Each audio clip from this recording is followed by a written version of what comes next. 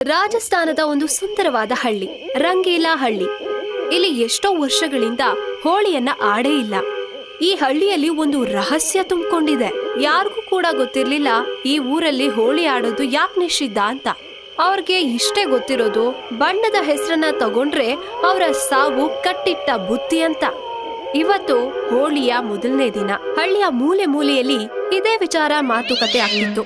ಹೋಳಿ ಆಡ್ಬಾರ್ದು, ಇಲ್ಲಾಂದ್ರೆ ಅವಳು ಬಂದ್ಬಿಡ್ತಾಳೆ. ಎಲ್ಲ ಹಳ್ಳಿಯ ಜನರ ಎಚ್ಚರ ಎಚ್ಚರ! ಇಂದಿನ ವರ್ಷದಂತೆಯೇ ಈ ವರ್ಷವೂ ಕೂಡ ಹೋಳಿಯನ್ನ ಆಡಬಾರದು. ಹೋಳಿಯಿಂದ ಸ್ವಲ್ಪ ದೂರ ಇರಬೇಕು, ಇಲ್ಲಾಂದ್ರೆ ರಕ್ತಿಕ ಬಂದ್ಬಿಡ್ತಾಳೆ. ಅಣ್ಣ, ಈ ರಕ್ತಿಕಾಗೆ ಹೋಳಿಯಿಂದ ಏನ್ ಪ್ರಾಬ್ಲಮ್? ಇವತ್ತಿನವರೆಗೂ ನನ್ಗೆ ಅರ್ಥನೇ ಆಗ್ಲಿಲ್ಲ. ಗುರು, ನನ್ಗೇನ್ ಅನ್ಸುತ್ತೆ ಅಂದ್ರೆ ಅವಳಿಗೆ ಕಲರ್ ಇಂದ ಅಲರ್ಜಿ ಇರಬೇಕು ಅನ್ಸುತ್ತೆ. ಗುರು, ಅವಳು ಮೋಹಿನಿ. ಅವಳೇನ್ ನಿಮ್ಮ ಅತ್ತೆ ಮಗಳಲ್ಲ ಅವಳಿಗೆ ಅಲರ್ಜಿ ಆಗೋದಕ್ಕೆ. ಇಬ್ರು ಹುಡುಗರು ಹೆದ್ರುಕೊಂಡು ಇಬ್ರು ಮುಖ ಮುಖ ನೋಡ್ಕೋತಾ ಇದ್ದಾರೆ. ಇಬ್ರು ಮಾತಾಡ್ತಾ ರಕ್ತಿಕಾ ಬಗ್ಗೆ ಅವ್ರಿಗಿದ್ದ ಭಯ ಹೆಚ್ಚಾಗುತ್ತೆ. ಒಂದಿನ ಏನಾಯ್ತು ಗೊತ್ತಾ? ರಕ್ತಿಕಾಳಿಂದಾಗಿ ನಾನು ನಮ್ಮ ಅಪ್ಪನ ಕೈಲಿ ಒಡ್ಸ್ಕೊಳ್ಳೋದೇ ಇಲ್ಲ ಗೊತ್ತಾ? ಅದು ಹೇಗೆ? ನಮ್ಮ ಅಪ್ಪ ಏನಾದರೂ ಕೆನ್ನೆ ಕೊಡಿದ್ರೆ ಕೆನ್ನೆ ಕೆಂಪಾಗೋದಿಲ್ವಾ? ಬಣ್ಣ ನೋಡ್ತಿದ್ದಂಗೆ ರಕ್ತಿಕಾ ಬಂದ್ಬಿಡ್ತಾಳೆ. ಊರಿನ ಜನರಿಗೆ ಹೇಗನ್ನಿಸ್ತಾ ಇತ್ತು ಅಂದ್ರೆ ಕತ್ತಲೆಯಲ್ಲಿ ತಾವು ಬದುಕ್ತಾ ಇದೀವಿ ಅಂತ. ಯಾಕಂದ್ರೆ ಯಾರು ಕೂಡ ಹೋಳಿಯನ್ನ ಆಡೋ ಹಾಗೆ ಇರ್ಲಿಲ್ಲ. ಒಂದ್ ವೇಳೆ ಅವ್ರೇನಾದ್ರೂ ಹೋಳಿಯನ್ನ ಆಡಿದ್ರೆ ಅವ್ರೆಲ್ರಿಗೂ ಒಂದು ಭಯ ಆಯ್ತು, ರಕ್ತಿಕಾ ಬಂದ್ಬಿಟ್ಟು ತಮ್ಮನ್ನ ಕೊಂದ್ಬಿಡ್ತಾಳೇನೋ ಅಂತ.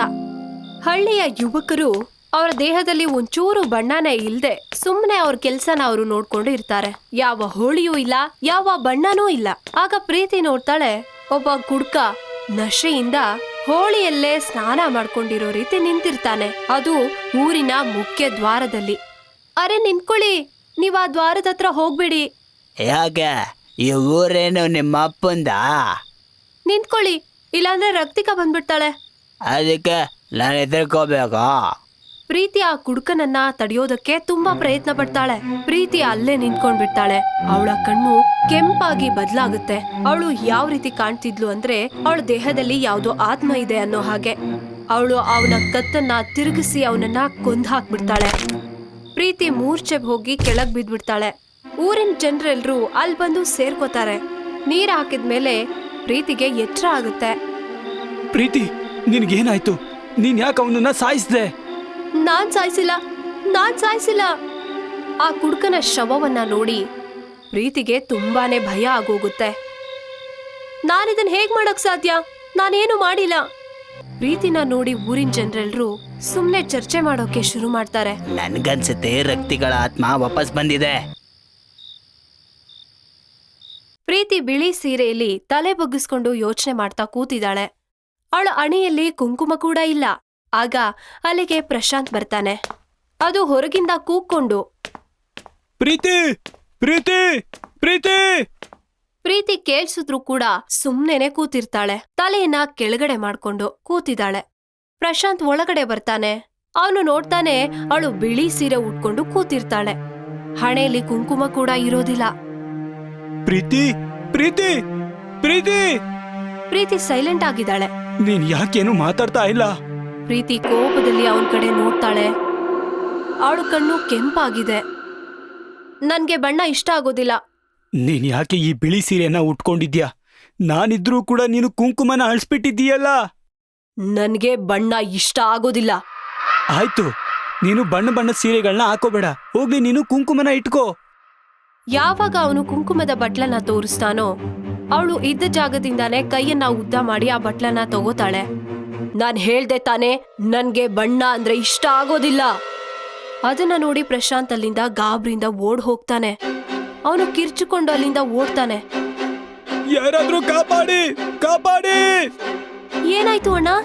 ಅಲ್ಲ ಅದ್ಕೆ ಇದಾರೆ, ಆದ್ರೂ ಯಾಕೆ ಭಯದಿಂದ ಓಡ್ ಬರ್ತಿದ್ಯಾ? ನಿನ್ನ ಅದ್ಕೆ ಅಲ್ಲ ಕಣೆ, ಮೋಹಿನಿ. ಏನ್ ಹೇಳ್ತಿದ್ಯಾ ನೀನು? ನಾನ್ ನನ್ ಕಣ್ಣಾರೆ ನೋಡ್ದೆ. ಅವಳ ಕೈ ಒಳ್ಳೆ 20 ಅಡಿ ಉದ್ದ ಆಗಿತ್ತು ಕಣೆ. ಅವಳನ್ನ ನೋಡ್ತಿದ್ರೆ ನನ್ಗೆ ಹೇಗ್ ಅನಿಸ್ತಿದೆ ಅಂದ್ರೆ ಅವಳ ದೇಹಕ್ಕೆ ರಕ್ತಿಕ ಆತ್ಮ ಬಂದಿರ್ಬೇಕು. ನಿಜ ಹೇಳೋಣ, ನೀನು ಇವತ್ತು ಕುಡ್ಕೊಂಡ್ ಬಂದಿದ್ಯಾ ಅಲ್ವಾ? 2 ಅಡಿ ಇರೋ ಕೈ 20 ಅಡಿ ಇರೋ ತರ ಕಾಣಿಸ್ತಾ ಇದೆ. ನೀನೇ ಬೇಕಾದ್ರೆ ಹೋಗ್ ನೋಡು, ಈಗ್ಲೂ ಕೂಡ ಅವಳ ಕೈ ಅಷ್ಟೇ ಉದ್ದ ಇದೆ. ಬಬ್ಲಿ ಒಳಗಡೆ ಹೋಗಿ ನೋಡ್ತಾಳೆ. ಅಲ್ಲಿ ಪ್ರೀತಿ ನೆಲದ ಮೇಲೆ ಬಿದ್ದಿರ್ತಾಳೆ. ಅಣ್ಣ ಬೇಗ ಬನ್ನಿ, ಅದ್ಕೆ ತಲೆ ತಿರುಗ್ ಬಿದ್ದಿದ್ದಾರೆ. ಅದನ್ನ ಕೇಳಿ ಪ್ರಶಾಂತ್ ಪ್ರೀತಿ ಮುಖದಲ್ಲಿ ನೀರನ್ನ ಚಿಮುಕಿಸ್ತಾನೆ. ಆಗ ಪ್ರೀತಿ ಕಣ್ಣನ್ನ ಬಿಡ್ತಾಳೆ. ನಾನು ಈ ಬಿಳಿ ಸೀರೆನ ಯಾಕೆ ಉಟ್ಕೊಂಡಿದ್ದೀನಿ? ಬಿಳಿ ಸೀರೆ ಕೂಡ ಉಟ್ಕೊಂಡಿದ್ಯಾ, ಜೊತೆಗೆ ಕುಂಕುಮ ಕೂಡ ಇಕ್ಕೊಂಡಿಲ್ಲ ನೀನು. ಸಾರಿ, ನನ್ಗೆ ಏನಾಯ್ತು ಗೊತ್ತಿಲ್ಲ. ನನ್ಗೇನೋ ವಿಚಿತ್ರ ಅಂತ ಅನಿಸ್ತಿದೆ. ನಂಗ್ ಸುಸ್ತಾಗ್ತಿದೆ. ಪ್ರಶಾಂತ್, ಬಬ್ಲಿ ಮತ್ತವ್ರ ಅಪ್ಪ ಅಮ್ಮ ಆ ರೂಮಲ್ಲಿ ನಡೆದಿರೋದ್ರ ಬಗ್ಗೆ ಚರ್ಚೆ ಮಾಡ್ತಾ ಇರ್ತಾರೆ. ನನಗೆ ಹೇಗ್ ಅನ್ನಿಸ್ತಿದೆ ಅಂದ್ರೆ ಅವಳ ದೇಹಕ್ಕೆ ರಕ್ತಿಕ ಆತ್ಮ ಬಂದಿದೆ ಅಂತ. ಮೊದ್ಲು ಇವಳು ಆ ಕುಡುಕನನ್ನ ಸಾಯಿಸ್ಬಿಟ್ಲು. ನಿನ್ನೆ ಇವಳು ನನ್ನನ್ನು ಕೂಡ ಸಾಯಿಸುವಂತ ಮೂಡಲಿದ್ಲು. ಅದಕ್ಕೆ ಅನ್ಸುತ್ತೆ ಇವಳು ಮೊದ್ಲೇನ ಕುಂಕುಮನ ಅಳಿಸ್ಬಿಟ್ಟಿದ್ಲು. ಅಣ್ಣ, ಇದೆಲ್ಲ ನಿನ್ ಭ್ರಮೆ. ನಂದಲ್ಲ ಕಣೆ, ನಿನ್ ಭ್ರಮೆ ಅನ್ಸುತ್ತೆ. ನೀನ್ ಅವಳ ಭಯಂಕರ ರೂಪ ನೋಡಿದ್ರೆ ಆಗ ನಿನಗೆ ಎಲ್ಲ ಅರ್ಥ ಆಗತ್ತೆ. ಹಾ, ಅವಳು ಭಯಂಕರ ರೂಪಕ್ ಬಂದಾಗ ನೀನ್ ಅವಳ ಫೋಟೋ ಹಿಡ್ಕೋ, ಅವಾಗ ನಾನು ಕೂಡ ನೋಡ್ತೀನಿ. ಮಗನೇ, ಟೆನ್ಷನ್ ಮಾಡ್ಕೋಬೇಡ. ನಾನು ಆದಷ್ಟು ಬೇಗ ಒಬ್ಬ ತಾಂತ್ರಿಕರನ್ನ ಕರ್ಕೊಂಬರ್ತೀನಿ. ಅವರೇ ಸತ್ಯ ಏನು ಅಂತ ಹೇಳ್ತಾರೆ. ಹಾ ಕರ್ಸಿ, ಇಲ್ಲಾಂದ್ರೆ ಇವಳು ನನ್ನನ್ನ ಸಾಯಿಸ್ಬಿಡ್ತಾಳ ಅಷ್ಟೇ. ಹಳ್ಳಿಯಲ್ಲಿ ಒಂದು ಪೇಂಟಿಂಗ್ ಕಾಂಪಿಟೇಷನ್ ನಡೀತಾ ಇರುತ್ತೆ. ಅಲ್ಲಿ ಪ್ರಶಾಂತ್ ಮತ್ತೆ ಪ್ರೀತಿ ಕೂಡ ಅತಿಥಿ ರೂಪದಲ್ಲಿ ಅಲ್ಲಿಗೆ ಬಂದಿರ್ತಾರೆ. Welcome to painting competition. ಇವತ್ತಿನ ಇವೆಂಟ್ ಅಲ್ಲಿ ನಿಮ್ಮ ಕ್ರಿಯೇಟಿವಿಟಿ ಮತ್ತೆ ಬಣ್ಣದ ಜಾದುವನ್ನ ತೋರಿಸಿ ಮತ್ತೆ ಪಡೆಯಿರಿ ಬಹುಮಾನಗಳನ್ನ.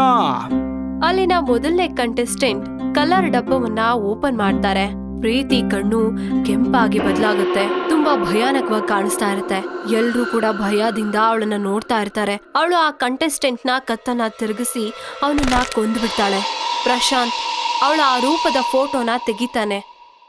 ಫೋಟೋದಲ್ಲಿ ಪ್ರೀತಿ ಅಲ್ಲ, ಒಂದು ಮೋಹಿನಿಯ ರೂಪ ಕಾಣಿಸುತ್ತೆ. ಪ್ರಶಾಂತ್, ಬಬ್ಲಿ ಮತ್ತವನ ತಂದೆ ಭಯದಿಂದ ನೋಡ್ತಾ ಇರ್ತಾರೆ. ಮನೇಲಿ ಯಾವ ಕಲರ್ನು ಯೂಸ್ ಮಾಡಬೇಡ, ಇಲ್ಲ ಅಂದ್ರೆ ಅವಳು ಸಾಯಿಸ್ಬಿಡ್ತಾಳೆ. ಅವಳೇ ಹೇಳಿದಾಳೆ ನನಗೆ ಕಲರ್ ಅಂದ್ರೆ ಇಷ್ಟ ಇಲ್ಲ ಅಂತ. ಇದೇಗ್ ಸಾಧ್ಯ ಅಣ್ಣ? ಕಲರ್ ಯೂಸ್ ಮಾಡ್ತಾ ಹೇಗಿರಕ್ ಸಾಧ್ಯ ನಾವು? ಹಾಗಿರ್ಬೇಕಂದ್ರೆ ನನ್ ಮದ್ವೆನೂ ಆಗೋಂಗಿಲ್ಲ. ಆಗ್ಲಾದ್ರೂ ನನ್ ಹಣೆಗೆ ಕುಂಕುಮ ಇಟ್ಕೋಬೇಕಲ್ವಾ? ಯಾವ್ದಾದ್ರೂ ಒಂದು ಉಪಾಯ ಹುಡುಕ್ಲೇಬೇಕು.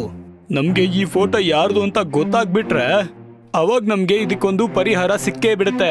ನನ್ಗೊಬ್ರು ಫ್ರೆಂಡ್ ಇದಾರೆ. ಅವರ ಪೂರ್ವಜರು ರಾಜ ಪರಿವಾರದಲ್ಲಿ ಲೇಖ್ಪಾಲ್ ಆಗಿದ್ರು. ಈಗ್ಲೂ ಕೂಡ ಅವ್ರ ಹತ್ರ ಆ ಕಾಲದ ಎಷ್ಟೋ ಫೋಟೋಗಳಿದಾವೆ ಗೊತ್ತಾ. ರಕ್ತಿಕಾಳ ಕತೆ ಕೂಡ ತುಂಬಾ ಹಳೆಯ ಕತೆ. ಒಂದ್ ವೇಳೆ ಈ ಫೋಟೋ ಏನಾದ್ರೂ ನಮ್ಗಲ್ಲಿ ಸಿಕ್ಕಿದ್ರೆ ನಮ್ಗಿದ್ರ ಕತೆ ಗೊತ್ತಾಗುತ್ತೆ. ಪ್ರಶಾಂತ್ ಮತ್ತವ್ರ ಅಪ್ಪ ಕೂತಿದ್ದಾರೆ. ಅಲ್ಲಿ ಲೇಖ್ಪಾಲ್ ಅವನ ಹಳೆ ಫೋಟೋಗಳನ್ನ ತೋರಿಸ್ತಿದ್ದಾನೆ. ಪ್ರಶಾಂತ್ ಎಲ್ಲಾ ಫೋಟೋಗಳನ್ನ ಗಮನವಿಟ್ಟು ನೋಡ್ತಾನೆ. ಆದ್ರೆ ಅವನ ಫೋನಲ್ಲಿರೋ ಫೋಟೋಗೆ ಇಲ್ಲಿರೋ ಫೋಟೋ ಮ್ಯಾಚ್ ಆಗ್ತಾ ಇರಲ್ಲ. ಈ ಯಾವ ಫೋಟೋನು ಮ್ಯಾಚ್ ಆಗ್ತಾ ಇಲ್ಲ. ಪ್ರಶಾಂತ್ ಮತ್ತವರ ತಂದೆ ನಿರಾಶೆಯಿಂದ ಅಲ್ಲಿಂದ ಹೊರಟು ಹೋಗ್ತಾರೆ. ಆಗ ಲೇಖ್ಪಾಲ್ ಅವರನ್ನ ಅಲ್ಲಿಂದಾನೆ ಕೂಗ್ತಾನೆ. ಪುಟಾಟ್ ಪ್ರಶಾಂತ್, ಒಂದ್ ಫೋಟೋ ಕೆಳಗಡೆ ಬಿದ್ದೋಗ್ಬಿಟ್ಟಿತ್ತು, ಸ್ವಲ್ಪ ಇದು ನೋಡಪ್ಪ. ಪ್ರಶಾಂತ್ ನೋಡಿದ ಕೂಡ್ಲೆ ಶಾಕ್ ಆಗ್ತಾನೆ. ಹಾ ಅಂಕಲ್, ಇದೇ ಫೋಟೋ. ಇದು ಯಾರ್ ಫೋಟೋ ಅಂಕಲ್? ಪುಟ್ಟ, ಇದು ರಕ್ತಿಕಳ ಫೋಟೋ ಕಣಪ್ಪ. ಇದನ್ನ ಕೇಳಿ ಅವರಿಬ್ರಿಗೂ ತುಂಬಾನೇ ಭಯ ಆಗುತ್ತೆ. ಇಡೀ ಊರಲ್ಲಿ ಇದೇ ಸುದ್ದಿ ಹರಿದಾಡ್ತಾ ಇರುತ್ತೆ. ರಕ್ತಿಕಾಳ ಆತ್ಮ ವಾಪಸ್ ಬಂದಿದೆ ಅಂತ. ಎಲ್ರೂ ಜಾಗೃತರಾಗಿರ್ಬೇಕು ಅಂತ. ಯಾರು ಕೂಡ ಬಣ್ಣಗಳನ್ನ ಬಳಸಬಾರದು ಅಂತ. ಕುಂಕುಮನ ಕೂಡ ಹಚ್ಚಬಾರ್ದು. ಬಣ್ಣದ ಬಟ್ಟೆಗಳನ್ನ ಕೂಡ ಹಾಕ್ಬಾರ್ದು ಅಂತ. ಇಲ್ಲ ಅಂದ್ರೆ ನಿಮ್ಮ ಮನೆಯವ್ರನ್ನ ಕಳ್ಕೋಬೇಕಾಗುತ್ತೆ ಅಂತ. ಮನೇಲಿ ಕೂತಿದಂತ ಪ್ರೀತಿ ಇದನ್ನೆಲ್ಲ ಕೇಳಿಸ್ಕೊತಾಳೆ. ಮತ್ತವಳು ಒಂದು ಭಯಾನಕ ರೀತಿಯಲ್ಲಿ ನಗೋಕ್ ಶುರು ಮಾಡ್ತಾಳೆ. ಪ್ರಶಾಂತ್ ಈಗ ಲೇಖ್ಪಾಲ್ ಹತ್ರ ರಕ್ತಿಕಾ ಬಗ್ಗೆ ತಿಳ್ಕೊಳ್ಳೋದಕ್ಕೆ ಪ್ರಯತ್ನ ಪಡ್ತಾನೆ. ಅಂಕಲ್, ನಿಮ್ಗೆ ರಕ್ತಿಗಳ ಬಗ್ಗೆ ಏನಾದ್ರೂ ಒಂಚೂರು ಗೊತ್ತಾ? ಇಲ್ಲ ಪುಟ್ಟ, ನನ್ಗೇನೂ ಗೊತ್ತಿಲ್ಲ. ನನಗೇನ್ ಗೊತ್ತಿದೆ ಅಂದ್ರೆ ರಕ್ತಿಗಳ ಭಯದಿಂದ ಈ ಹಳ್ಳಿಲಿ ಯಾರು ಕೂಡ ಹೋಳಿ ಆಡಲ್ಲ. ನಾವು ರಕ್ತಿಕೆಯಿಂದ ಈ ಹಳ್ಳಿಗೆ ಮುಕ್ತಿ ಕೊಡ್ಬೇಕು ಅಂತಂದ್ರೆ ನಾವ್ ಮೊದ್ಲು ಇದನ್ನ ಹುಡುಕ್ಬೇಕು. ಈ ಹಳ್ಳಿಗೂ ರಕ್ತಿಕಾಗೂ ಏನ್ ಸಂಬಂಧ ಅಂತ. ಅವಾಗ ನಮ್ಗೆ ರಕ್ತಿಕಳ ರಹಸ್ಯ ಏನು ಅಂತ ಗೊತ್ತಾಗುತ್ತೆ. ಈಗ ನಾವು ಏನ್ ಮಾಡೋದಪ್ಪ? ಇಡೀ ಊರಲ್ಲಿ ಭಯದ ವಾತಾವರಣ ಮೂಡಿರುತ್ತೆ. ರಕ್ತಿಕಾ ವಾಪಸ್ ಬಂದಿದ್ದಾಳೆ ಅಂತ. ಎಲ್ರೂ ಕೂಡ ಬಿಳಿ ಬಟ್ಟೆಯನ್ನ ಧರಿಸಿದ್ದಾರೆ. ಹೆಣ್ಮಕ್ಳು ಕುಂಕುಮ ಕೂಡ ಇಟ್ಕೊಂಡಿರೋದಿಲ್ಲ. ನಾನು ಕಳೆದೋಗ್ಬಿಟ್ಟಿದ್ದೀನಿ, ನನಗೆ ದಾರಿ ತೋರಿಸ್ತೀರಾ? ಎಲ್ಲ ಹೋಗ್ಬೇಕು ನೀನು? ನಿಮ್ಮ ಕಣ್ಣೊಳಗಡೆ ಕಳೆದೋಗ್ಬಿಟ್ಟಿದ್ದೀನಿ, ನಿಮ್ ಹೃದಯದ ದಾರಿ ತೋರಿಸ್ತೀರಾ? ಇದನ್ನ ಕೇಳಿ ಆ ಹುಡುಗಿ ಕೋಪದಿಂದ ಅವನ್ಗೆ 2 ಏಟು ಹೊಡಿತಾಳೆ. ಮೂರ್ಖ, ಮದ್ವೆ ಆಗಿರೋ ಹುಡ್ಗಿನ ರೇಗಿಸ್ತೀಯಾ? ಅರೆ, ಈ ರಕ್ತಿಕಾಳಿಂದಾಗಿ ನಮ್ಗೆ ಯಾರು ಕುಂಕುಮನೇ ಇಡೋದಿಲ್ಲ. ನಮ್ಗೆ ಹೇಗ್ ಗೊತ್ತಾಗುತ್ತೆ ಯಾರು ಮದ್ವೆ ಆಗಿದ್ದಾರೆ ಯಾರು ಮದ್ವೆ ಆಗಿಲ್ಲ ಅಂತ? ಪ್ರಶಾಂತ್ನ ತಂದೆ ಒಂದು ಹಳೆ ಟಿವಿಯನ್ನ ಹಿಡ್ಕೊಂಡು ನಿಂತಿರ್ತಾರೆ. ತಗೋ ಮಗನೇ, ಬ್ಲಾಕ್ ಅಂಡ್ ವೈಟ್ ಟಿವಿ. ಇವತ್ತಿನ ಕಾಲದಲ್ಲಿ ಯಾರ್ ನೋಡ್ತಾರೆ ಈ ಬ್ಲಾಕ್ ಅಂಡ್ ವೈಟ್ ಟಿವಿನ? ಒಂದ್ ವೇಳೆ ನಾವೇನಾದ್ರು ಕಲರ್ ಟಿವಿ ನೋಡಿದ್ರೆ ನೀನ್ ನಮ್ಮನ್ ಬದುಕೋಕ್ ಬಿಡ್ತೀಯಾ? ನಾನ್ ಯಾಕೆ ಬಿಡೋದಿಲ್ಲ? ನೀವ್ ಯಾಕೆ ಹೀಗ್ ಹೇಳ್ತಿದ್ದೀರಾ? ಏನೂ ಇಲ್ಲ, ನೀನ್ ಸುಮ್ನೆ ರೆಸ್ಟ್ ತಗೋ. ಇಲ್ಲ, ನೀವ್ ಹೇಳಿ, ಇತ್ತೀಚೆಗೆ ನನ್ನ ವಿಚಿತ್ರವಾಗಿ ಯಾಕೆ ನೋಡ್ತಿದ್ದೀರಾ ನೀವೆಲ್ರೂ? ನನ್ ಜೊತೆ ಸರಿಯಾಗಿ ಮಾತಾಡ್ತಿಲ್ಲ. ಆತರ ಏನೂ ಇಲ್ಲ ಕಣೆ, ನಿನ್ ಆರೋಗ್ಯ ಸರಿ ಇಲ್ವಲ್ಲ, ಅದಕ್ಕೆ ಹಾಗನ್ನಿಸ್ತಿದೆ ಅಷ್ಟೇ. ನೀನು ರೆಸ್ಟ್ ಮಾಡು ಸಾಕು. ಪ್ರೀತಿ ಮಲ್ಕೋತಾಳೆ, ಆದ್ರೆ ಪ್ರಶಾಂತ್ ಮನ್ಸಲ್ಲಿ ಭಯ ಇನ್ನು ಹಾಗೆ ಉಳ್ಕೊಂಡಿರುತ್ತೆ. ಅವನು ಭಯದಿಂದಾನೇ ಪ್ರೀತಿಯನ್ನ ನೋಡ್ಕೊಂಡು ನಿಂತಿರ್ತಾನೆ. ರಾತ್ರಿ ಸಮಯ ಆಯ್ತು. ಗಾಳಿಯಲ್ಲಿ ಸರಸರ ಅಂತ ಶಬ್ದ ಬರ್ತಿರುತ್ತೆ. ರಕ್ತಿಕಾಳ ಅಬ್ಬರ ಯಾವ ರೀತಿ ಇರುತ್ತೆ ಅಂದ್ರೆ ಯಾರು ಕೂಡ ಮನೆಯಿಂದ ಹೊರಗ್ ಬರೋದೇ ಇಲ್ಲ. ಲಿಖಿತ ಕೆಲ್ಸದಿಂದ ಲೇಟ್ ಆಗಿ ಬರ್ತಿರ್ತಾಳೆ. ಅವಳು ಸ್ಪೀಡ್ ಆಗಿ ಸೈಕಲ್ ತುಳಿತಾ ತನ್ನ ಮನೆ ಕಡೆ ಹೋಗ್ತಾ ಇರ್ತಾಳೆ. ಆದ್ರೆ ಅವಳ ಮನ್ಸಲ್ಲಿ ಒಂದು ಭಯ ಹಾಗೆ ಇರುತ್ತೆ. ಈ ರಕ್ತ, ಅಯ್ಯೋ ದೇವ್ರೇ! ಲಿಖಿತ ಹೆದರ್ಕೊಂಡು ರಕ್ತವನ್ನ ಒರ್ಸೋಕ್ ಶುರು ಮಾಡ್ತಾಳೆ. ಆದ್ರೆ ಆ ರಕ್ತ ಅವಳ ಬಟ್ಟೆಲೆಲ್ಲ ಹಾಗೆ ಇರುತ್ತೆ. ಅವಳ ಹೃದಯ ಜೋರಾಗಿ ಹೊಡ್ಕೋತಾ ಇರುತ್ತೆ. ಅವಳಿಗೆ ಭಯ ಆಗುತ್ತೆ, ಏನಾದ್ರೂ ರಕ್ತಿಕ ಬಂದ್ಬಿಡ್ತಾಳ ಅಂತ. ಪ್ರೀತಿ ಮಲ್ಕೊಂಡಿರ್ತಾಳೆ, ಆದ್ರೂ ಕೂಡ ಅವಳ ಕಣ್ಣು ಓಪನ್ ಆಗುತ್ತೆ. ಅವಳ ಕಣ್ಣಲ್ಲಿ ಕೆಂಪು ಬಣ್ಣದ ಛಾಯೆ ಮೂಡಿರುತ್ತೆ. ಅವಳು ಗಾಳಿಯಲ್ಲಿ ಹಾರ್ತಾ ಇರ್ತಾಳೆ. ಬಾಗ್ಲು ತನ್ನಷ್ಟಕ್ಕೆ ತಾನೇ ಓಪನ್ ಆಗುತ್ತೆ. ಪ್ರೀತಿ ಗಾಳಿಯಲ್ಲಿ ಹಾರ್ಕೊಂಡು ಲಿಖಿತ ಇರೋ ಕಡೆ ಬರ್ತಾಳೆ. ಪ್ರಶಾಂತ್ ಕೂಡ ಹೆದರ್ಕೊಂಡು ಅವಳನ್ನ ಹಿಂಬಾಲಿಸ್ತಾನೆ. ಅವಳೆಲ್ಲ ಹೋಗ್ತಿದ್ದಾಳೆ ಅಂತ ನೋಡೋದಕ್ಕೋಸ್ಕರ. ನನ್ನ ಬಿಟ್ಬಿಡು, ನಾನೇನು ಮಾಡ್ಬೇಡ, ಇದು ಬಣ್ಣ ಅಲ್ಲ, ರಕ್ತ. ಪ್ರೀತಿ ಒಂದು ಭಯಾನಕ ರೀತಿಯಲ್ಲಿ ನಗ್ತಾ ಇರ್ತಾಳೆ. ಅವಳ ಆ ನಗುವಿನಿಂದ ಎದೆನೆ ಹೊಡ್ಕೋತಾ ಇರುತ್ತೆ. ಲಿಖಿತ ಭಯದಿಂದ ಅಲ್ಲಿಂದ ಜೋರಾಗಿ ಓಡೋಕ್ ಶುರು ಮಾಡ್ತಾಳೆ. ಆಗ ಪ್ರೀತಿ ಕೈ ಇದಕ್ಕಿದಂಗೆ ಉದ್ದ ಆಗುತ್ತೆ. ಅವಳು ಲಿಖಿತ ಕತ್ತನ್ನ ಹಿಡ್ಕೋತಾಳೆ ಮತ್ತ ಅವಳನ್ನ ಸಾಯಿಸ್ಬಿಡ್ತಾಳೆ. ಪ್ರಶಾಂತ್ ಇದನ್ನೆಲ್ಲ ನೋಡಿ ನಡ್ಗೋಕ್ ಶುರು ಮಾಡ್ತಾನೆ. ಮತ್ತ ಅಲ್ಲಿಂದ ಜೋರಾಗಿ ಓಡ್ ಹೋಗ್ತಾನೆ. ಓಡಿ ಅವನು ತನ್ನ ಮನೆಗೆ ವಾಪಸ್ ಬಂದ್ಬಿಡ್ತಾನೆ. ಆದ್ರೆ ಮನೆಯಲ್ಲಿ ಪ್ರೀತಿ ಮೊದಲೇ ಅಲ್ಲಿ ಕೂತಿರ್ತಾಳೆ, ಏನೋ ಆಗೇ ಇಲ್ಲ ಅನ್ನೋ ತರ. ಅದನ್ನ ನೋಡಿ ಪ್ರಶಾಂತ್ಗೆ ಇನ್ನೂ ಗಾಬರಿ ಆಗುತ್ತೆ. ಇಷ್ಟು ರಾತ್ರಿಯಲ್ಲಿ ಎಲ್ಲಿ ಹೋಗಿದ್ರಿ ನೀವು? ಅಯ್ಯೋ ನಾನಾ ಇಲ್ಲ, ಎಲ್ಲೂ ಹೋಗಿಲ್ಲ. ತುಂಬಾ ಭಯ ಪಡ್ತಿರೋ ತರ ಅನಿಸ್ತಿದೆ. ಹೇಳಿ, ಏನಾಯ್ತು? ಎಲ್ಲಿ? ನಾನಿಲ್ಲಿ ಭಯ ಪಡ್ತಾ ಇದ್ದೀನಿ. ನಾನು ಇಲ್ಲಿಗೆ ವಾಶ್ರೂಮ್ಗೆ ಹೋಗಿದ್ದೆ ಅಷ್ಟೇ. ಅದ್ಬಿಡು, ನೀನ್ ಎಲ್ಗೋಗಿದ್ದೆ? ಸಾರಿ, ನೀವ್ ಎಲ್ಗೋಗಿದ್ರಿ? ಎಲ್ಲೂ ಇಲ್ಲ, ನಾನ್ ಮನೇಲೆಲ್ಲ ಇದ್ದೆ. ಸರಿ, ನೀನ್ ಮಲ್ಕೋ. ಪ್ರೀತಿ ಮಲ್ಕೋತಾಳೆ. ಆದ್ರೆ ಪ್ರಶಾಂತ್ ಮನ್ಸಲ್ಲಿ ಒಂದು ಸಂಶಯ ಅಂತೂ ಹಾಗೆ ಉಳ್ಕೊಂಡಿರುತ್ತೆ. ಅವನು ಇಡೀ ರಾತ್ರಿ ಎದ್ದಿರ್ತಾನೆ. ಭಯದಲ್ಲಿ ಅವನಿಗೆ ನಿದ್ರೆನೆ ಬಂದಿರೋದಿಲ್ಲ. ಪ್ರಶಾಂತ್ ಅವನ ಅಪ್ಪ, ಅಮ್ಮ ಮತ್ತೆ ಬಬ್ಲಿ ಜೊತೆ ಕೂತಿದ್ದಾನೆ. ನಿನ್ನೆ ರಾತ್ರಿ ಆದಂತ ಘಟನೆಗಳನ್ನ ಅವನು ಅವ್ರಿಗೆ ತಿಳಿಸ್ತಿದ್ದಾನೆ. ಇದನ್ನ ಕೇಳಿ ಎಲ್ರಿಗೂ ಕೂಡ ತುಂಬಾ ಭಯ ಆಗುತ್ತೆ. ಅಪ್ಪ, ಆದಷ್ಟು ಬೇಗ ಯಾವ್ದಾದ್ರೂ ತಾಂತ್ರಿಕರನ್ನ ಕರೆಸಿ, ಇಲ್ಲ ಅಂದ್ರೆ ರಕ್ತಿಕ ಯಾರನ್ನೂ ಕೂಡ ಜೀವಂತವಾಗಿ ಬಿಡೋದಿಲ್ಲ. ನಿನ್ನೆ ತಾನೇ ತಾಂತ್ರಿಕರ ಹತ್ರ ಮಾತಾಡಿದೀನಿ. ಅವರು ಡೆಲ್ಲಿಗೆ ಹೋಗಿದ್ದಾರೆ. ಸ್ವಲ್ಪ ದಿನ ಆದ್ಮೇಲೆ ಬಂದ್ಬಿಡ್ತಾರೆ. ಅಲ್ಲಿವರೆಗೂ ರಕ್ತಿಕನ ಸ್ವಲ್ಪ ಸಮಾಧಾನವಾಗಿ ನೋಡ್ಕೊಳ್ಳಿ. ರಾತ್ರಿಯ ಸಮಯ. ಪ್ರಶಾಂತ್ ಅವನ ಅಪ್ಪ ಅಮ್ಮನ ಜೊತೆ ಊಟ ಮಾಡ್ತಿದ್ದಾನೆ. ಆಗ ಪ್ರೀತಿ ಕೋಣೆಯಿಂದ ಪಿಸುಪಿಸ ಅನ್ನೋ ಧ್ವನಿ ಕೇಳಿಸ್ತಾ ಇರುತ್ತೆ. ಒಂದು ವಿಚಿತ್ರವಾದಂತ ಶಬ್ದಗಳು. ಪ್ರಶಾಂತ್ಗೆ ಇನ್ನೂ ಭಯ ಜಾಸ್ತಿ ಆಗುತ್ತೆ. ಮನೇಲಿ ಪ್ರೀತಿ ಒಬ್ಳೆ ತಾನೇ ಇರೋದು. ಯಾರ್ ಜೊತೆ ಮಾತಾಡ್ತಿದ್ದಾಳೆ? ಬಬ್ಲಿ ಇಲ್ಲಿಲ್ವಲ್ಲ, ಅವಳು ಬಬ್ಲಿ ಜೊತೆ ಮಾತಾಡ್ತಿರ್ಬೋದು. ಆಗ ಬಬ್ಲಿ ಹೊರಗಡೆಯಿಂದ ಅಲ್ಲಿಗೆ ಬರ್ತಾಳೆ. ಬಬ್ಲಿ ಹೊರ್ಗೋಗಿದ್ಲಲ್ಲ, ಇವಳು ಯಾರ್ ಜೊತೆ ಮಾತಾಡ್ತಿದ್ದಾಳೆ? ಪ್ರಶಾಂತ್ ಮತ್ತೆ ಮನೆಯವರೆಲ್ಲರೂ ಭಯದಿಂದ ಒಳಗಡೆ ಹೋಗ್ತಾರೆ. ಅವರು ಒಳಗೋಗಿ ನೋಡುವಾಗ ಒಬ್ಬ ವ್ಯಕ್ತಿ ಅಲ್ಲಿಂದ ಮಾಯ ಆಗಿ ಹೋಗ್ತಾನೆ. ಪ್ರೀತಿ ಅವನ್ ಕಡೆ ಕೋಪದಿಂದ ನೋಡ್ತಿರ್ತಾಳೆ. ಅವಳ ಕಣ್ಣು ಕೆಂಪಾಗಿರುತ್ತೆ. ಎಲ್ರೂ ಕೂಡ ಅಲ್ಲಿಂದ ಭಯದಿಂದ ಓಡ್ ಹೋಗ್ತಾರೆ. ಬಾಗ್ಲನ್ನ ಕ್ಲೋಸ್ ಮಾಡ್ತಾರೆ. ಪ್ರೀತಿ ಬಾಗ್ಲನ್ನ ಬಡಿತಾ ಇರ್ತಾಳೆ.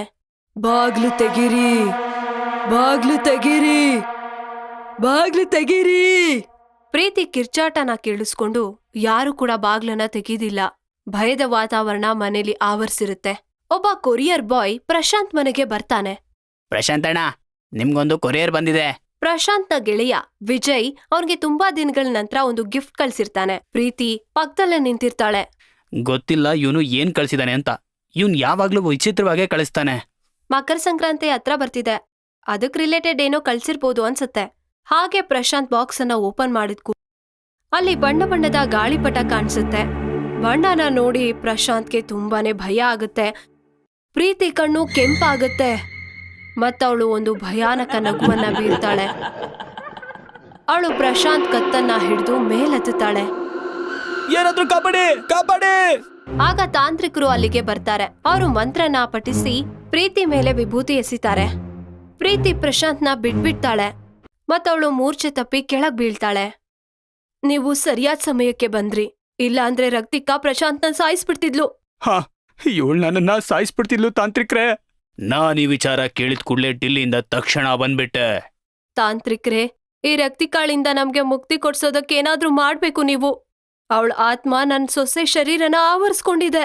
ಇವತ್ ರಾತ್ರಿ ಇದಕ್ಕೊಂದು ಉಪಾಯನ ಹುಡುಕಾಣ. ರಾತ್ರಿ ಸಮಯ, ತಣ್ಣನೆಯ ಗಾಳಿಯಲ್ಲಿ ಒಂದು ಭಯಾನಕವಾದ ಶಬ್ದ. ತಾಂತ್ರಿಕರು ಅಗ್ನಿಯನ್ನ ಹಚ್ಚುತ್ತಾರೆ ಮತ್ತೆ ಪ್ರೀತಿನ ಅದ್ರ ಮುಂದೆ ಕೂರಿಸ್ತಾರೆ. ಮಂತ್ರವನ್ನ ಪಠಿಸೋದಕ್ಕೆ ಶುರು ಮಾಡ್ತಾರೆ. ರಕ್ತಿಕಾಯೇ ಮಹಾಭೂತಾಯೇ ನಮಃ ಕ್ಷೇತ್ರಸ್ಯ ಮಧ್ಯೆ ನಗಚ್ಚ ರಕ್ತಿಕಾಯೇ ಸ್ವಾಹ. ರಕ್ತಿಕಾಳ ಆತ್ಮ ಪ್ರೀತಿಯ ದೇಹದಲ್ಲಿ ಪ್ರವೇಶಗೊಳ್ಳುತ್ತೆ. ಅವಳು ವಿಚಿತ್ರವಾದ ನಗುವನ್ನ ಬೀರ್ತಾ ಹೇಳ್ತಾಳೆ, ಶಾಂತಿಯಿಂದ ಅಲ್ಲೇ ಕುತ್ಕೋ. ಯಾರ್ ನೀನು? ನಾನು ರಕ್ತಿಕಾ. ಎಲ್ಲಿಗೆ ಯಾಕೆ ಬಂದಿದ್ಯಾ? ಏನ್ ಬೇಕು ನಿನ್ಗೆ? ನನ್ಗೆ ರಾಜ ರುದ್ರ ಸಿಂಗ್ ಬೇಕು. ಆದ್ರೆ ಯಾಕೆ? ಅವನ ರಕ್ತ ಬೇಕು. ಅವನ ರಕ್ತದಲ್ಲಿ ಹೋಳಿ ಆಡ್ಬೇಕು. ಆದ್ರೆ ಯಾಕೆ? ಸೇಡು, ಅವನು ನನ್ಗೆ ಮೋಸ ಮಾಡಿದಾನೆ. ಇಲ್ಲಿ ಯಾವ ರಾಜ ರುದ್ರ ಸಿಂಗು ಇಲ್ಲ. ಹೋಗು, ಹಳ್ಳಿ ಜನಕ್ಕೆ ತೊಂದರೆ ಕೊಡ್ಬೇಡ. ಎಲ್ಲಿವರೆಗೂ ನಾನು ರಾಜ ರುದ್ರ ಸಿಂಗ್ ಮೇಲೆ ಸೇಡ್ ತೀರಿಸ್ಕೊಳ್ಳೋದಿಲ್ವೋ ಅಲ್ಲಿವರೆಗೂ ನಾನು ಇಲ್ಲೇ ಇರ್ತೀನಿ. ಒಂದ್ ವೇಳೆ ನೀನು ಹೋಗ್ಲಿಲ್ಲ ಅಂದ್ರೆ ನಾನ್ ನಿನ್ನ ಬಂದಿ ಮಾಡ್ಬಿಡ್ತೀನಿ. ನೀನ್ ನನ್ನ ಬಂದಿ ಮಾಡಕ್ಕಾಗೋದಿಲ್ಲ. ಪ್ರೀತಿ ಬಂದಿ ಮಾಡ್ತಾನೆ ಅಂತ ಕೇಳ್ಪಟ್ಟು ತಾಂತ್ರಿಕನ ಮೇಲೆ ಹಲ್ಲೆ ಮಾಡ್ತಾಳೆ. ಆದ್ರೆ ತಾಂತ್ರಿಕ ಅವಳ ಮೇಲೆ ವಿಭೂತಿ ಹಾಕ್ತಾರೆ. ಅವಳು ಮೂರ್ಛೆ ಹೋಗಿ ಕೆಳಗ್ ಬೀಳ್ತಾಳೆ. ತಾಂತ್ರಿಕ ಒಂದು ಯಂತ್ರದಲ್ಲಿ ಅವಳನ್ನ ಬಂದಿ ಮಾಡ್ತಾರೆ. ಊರಿನ ಜನರು ಖುಷಿಯಿಂದ ಕುಂದಾಡ್ತಾರೆ. ಈಗ ನಿಮ್ಮ ಹಳ್ಳಿಯಲ್ಲಿ ರಕ್ತಿಕಳ ಆತ್ಮ ಶಾಶ್ವತವಾಗಿ ಹೋಗಿದೆ. ಎಲ್ರೂ ಸಂಭ್ರಮದಿಂದ ಇರ್ತಾರೆ. ತಾಂತ್ರಿಕರು ಅವ್ರ ಮನೆಗೆ ಹೋಗೋಕೆ ಹೊರಡ್ತಾರೆ. ಆದ್ರೆ ಆಗ ಆ ಯಂತ್ರ 2 ತುಂಡಾಗುತ್ತೆ. ರಕ್ತಿಕಾ ಅಲ್ಲಿಂದ ವಾಪಸ್ ಬರ್ತಾಳೆ. ಪ್ರೀತಿ ಆತ್ಮಕ್ಕೆ ಸೇರ್ಕೋತಾಳೆ. ಮತ್ತೆ ಅವಳ ಕಣ್ಣು ಕೆಂಪಾಗುತ್ತೆ. ತಾಂತ್ರಿಕನ ಕತ್ತನ್ನ ಹಿಡ್ಕೊಂಡು ಗಾಳಿಯಲ್ಲಿ ಮೇಲೆತ್ತಾಳೆ. ಹುಷಾರಾಗಿರಿ ಹಳ್ಳಿ ಜನಗಳೇ, ಒಬ್ರಲ್ಲ ಇಬ್ರು. ರಂಗಿಲಾಪುರಕ್ಕೆ 2 ಆತ್ಮಗಳು ಬಂದಿದೆ. ಒಂದು ರಕ್ತಿಕಾ, ಇನ್ನೊಂದು. ತಾಂತ್ರಿಕರು ಮತ್ತೊಂದು ಆತ್ಮದ ಬಗ್ಗೆ ಹೇಳಕ್ ಹೋಗ್ತಿರ್ತಾರೆ. ಆದ್ರೆ ಅಷ್ಟ್ರಲ್ಲಿ ಅವರ ಪ್ರಾಣ ಹೊರಟೋಗುತ್ತೆ. ಊರಿನ ಜನರಿಗೆ ಭಯದಿಂದ ನಡುಕ ಶುರುವಾಗುತ್ತೆ. ರಕ್ತಿಕಾ ಅಷ್ಟೇ ಅಲ್ಲದೆ ಮತ್ತೊಂದು ಆತ್ಮ ಯಾರ್ದು ಅಂತ ಈ ಸುದ್ದಿ ಆ ಹಳ್ಳಿಯಲ್ಲಿ ಛಾಯೆಯಾಗಿ ಮೂಡಿರುತ್ತೆ.